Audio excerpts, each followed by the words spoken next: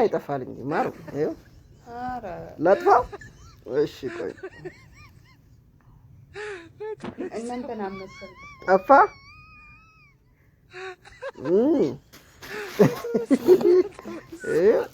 ይኸው እያለቀሰ ቆይ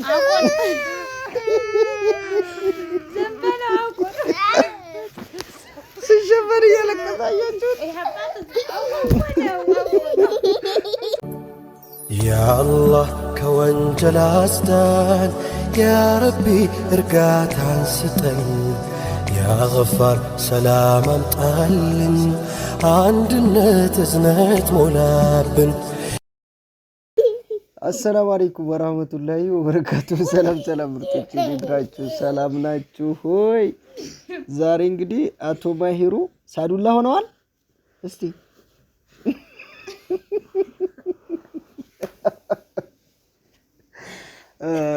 እንግዲህ ሰሞኑን ጠፍተናል። አቶ ማሂሩም ከዚህ በፊትም ሳዱላ ሆኖ መጥቷል እና በጣም እኔ ገርሞኝ ነው በዚህ የምሰራው። ከዚህ በፊት የአምስት ቤተሰብ ተመሳሳይ ልብስ ነበረ። ያ ሲገርመኝ ደግሞ አሁን 9 ቤተሰብ 9 ቤተሰብ ሁሉም ተመሳሳይ ነው። ይሄ ልብስ ከትንሽ ልጅ ጀምሮ እስከ ትላልቅ ሰውና ከዛ አቶ ማሂርም ለብሷል፣ አቶ አሚቲም ለብሷል። አሚቲ ወይ እናት ግን አሚቲና ማሂር ደግሞ አንድ ሆነው ሁላችኋል። ይኸው በቁመትም በሰውነት ተነስ እስቲ አንተ ተነሽልታ አንቺ መጀመሪያ አሚቲ ትነሳ እያለ ይኸው እሷን አክሏል። ተው አንዳርላ ይሄ ለምሳሌ ለትልቅ ሰው ነው። 4ኛ በሉ ሁሉንም ቁጥር የላቸው። ሁሉም እንግዲህ ተሻርፉ ነው። 4 5 ከዚህ ጋር 6 መካከለኛ ናት። እንግዲህ በእድሜ ነው የሚሰራው። በነገራችን ላይ ተይው ያውልቅ ጎረምሳው ተው እንጂ እንደዚህ ልበስ። ምን አይነት ጎረምሳ ነው? ይሄ እነዚህ ሻርፑ ናቸው። ስንት ደረስን አሁን? 6 ደርሰናል ማለት ነው። ይሄም የትልቅ ሰው ነው። ይሄ ከለር ግን አሪፍ ነው ከባለፈው። ይሄ ባለፈው ቦግ ያለ ነው ትንሽ። ይሄ በቃ የምወደው ከለር ነው።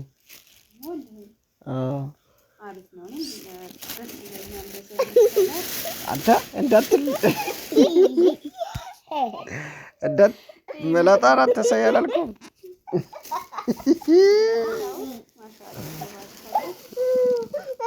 ቆይ ተው ትወድቃለህ ማሩ።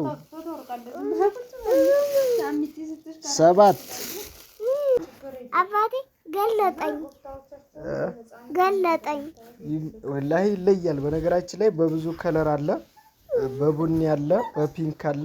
የሌለ ከለር የለም። ተይ በእናትሽ እስቲ ግን ከሁላችሁ ምን እኔ እኮ ማምረው ስለብስ እስቲ ከሁላችሁ ምን ያላምረው ማሂር ይኸው አያት አባት ትበልጣለች። በቃ አያት ጢማን ምናምን ከደበቀች በተለይ አታውቃትም እንዴ? አየው አሁን አያት ጢማ ከጠፋች በቃ አያት እስቲ ቆይ ጢሙማ አይጠፋል እንጂ ማሩ ይኸው ላጥፋው። እሺ ቆይ እናንተና መሰል ጠፋ።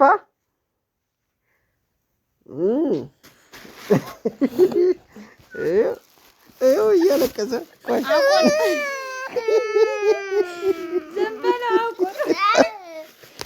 ሲሸበር እያለቀሰ አያችሁት? ተቀየርኩበት ነኝ። ምን ፈሪ ነው? ተቀየርኩ እንጂ ልጁ እኮ ይቀየራል።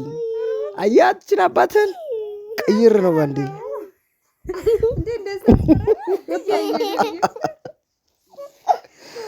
አስደነገጥኩት። አያችሁ? የምን ምክንያት ነው? ስለብስ ተቀየርኩበት፣ ድንገት ተለወጥኩበት እና ያው በነገራችን ላይ ልብሱን እንደዚህ ልንጫወትበት ፈልገን ሳይሆን ልናሳያቸው ፈልግ ነው። ሁሉም ተጣጥፎ በስነ ስርዓት ነው የመጣው። አሁንም በስነ ስርዓት ታጣጥፈን እንመልሳለን እና ደስ ይላል። እዛ ቤተሰብ ውስጥ ለምሳሌ የሰው ልጅ ፉክክር ካለ የተለያየ ነገር ካለ ሁሉም አንድ አይነት ሲሆንላቸው ለትንሹም ለትልቁም የሆነ ቦታ ራሱ ስባልት ላይ ቢወጡ እኔ በጣም 9 ቤተሰብ ማለት ያ አላህ አላህ ያኖርልሽ እህቴዋ ማሻአላህ ተባረከላ በጣም ደስ ይላል። ምክንያቱም ወላሂ ላዚም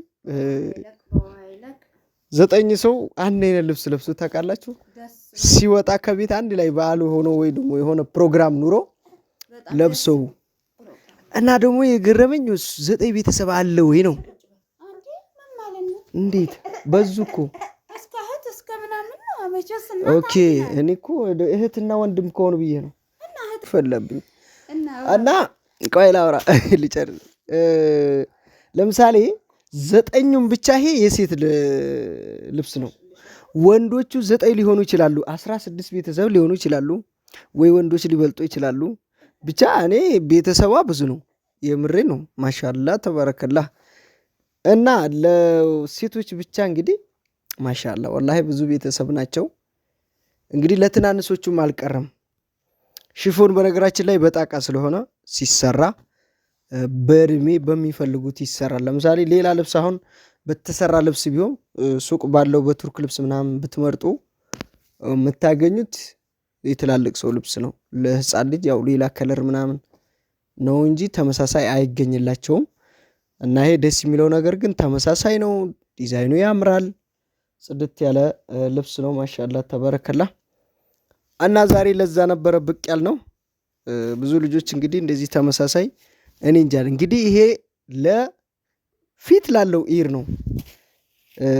ብቻ ረመዳንም ገብቷል። አሁን ይሄ ለኢድ የታሰበ ነው። ሰው ቀድሞ እንግዲህ ወጪውን እያወጣ ነው እና እንደዚህ አድርገን ሰርተንላቸዋል። ከዛ በኋላ እቃ ጋር ነው የሚሄደው። አሁን የእቃ ትእዛዝ አላቸው። ይሄንን ስራ እኔ ለግሌ አይደለም የምሰራው፣ እቃ ጋር ነው የማስካሄደው። ለምሳሌ አልጋ ምናምን አረቢያ መጅሊስ አላቸው። እሱ ስለሚቆይ እሱ ተሰርቶ እሱ ጋር ነው የሚሄደው። እኔ ቅድሚያ ግን ማድረግ አለብኝ እቃው ሳይጨምር ገዝቼ ማስቀመጥ አለብኝ። የቤት እቃ ካላቸው የተለያዩ በነገራችን ላይ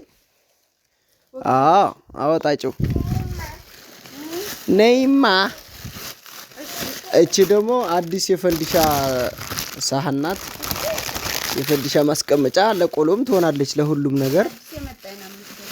ጆክ ደግሞ ለሸረብ ለረመዳን በቃ የሚሆን ይኸው ለብጥባጥ ይሆናቸዋል። ይኸው ይሄም የሾርባ ሳህን ነው። ከና ይኸው የቡና ማንከሽከሻ ማሻአላህ 2 ደርዘን የውሃ 2 ደርዘን። አንተ ምንድነው የምቀባጥረው? ይሄ ቀባጣሪ አይዋ ይኸው የውሃው ብርጭቆ ግን እንዴት ነው ብዛቱ? እንዳለ የውሃ ብርጭቆ ነው። ዋው! እስቲ ስንት ማዕዘኑ ነው? ይታይ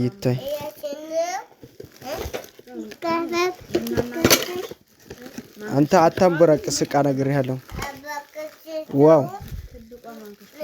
ምርጥ ናት። በቃ እቺ ናት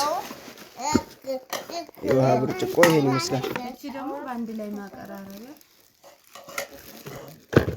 ወይቷ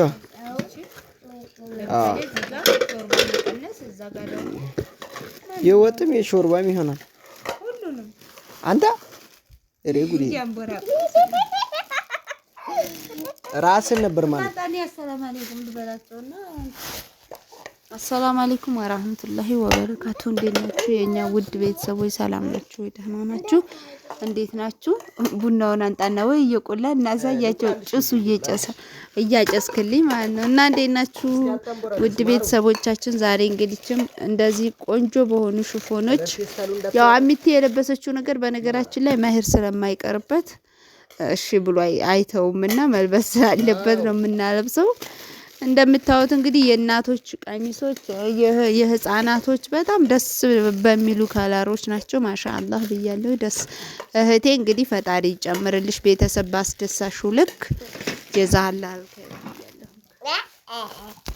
እና ይሄን ይመስላል።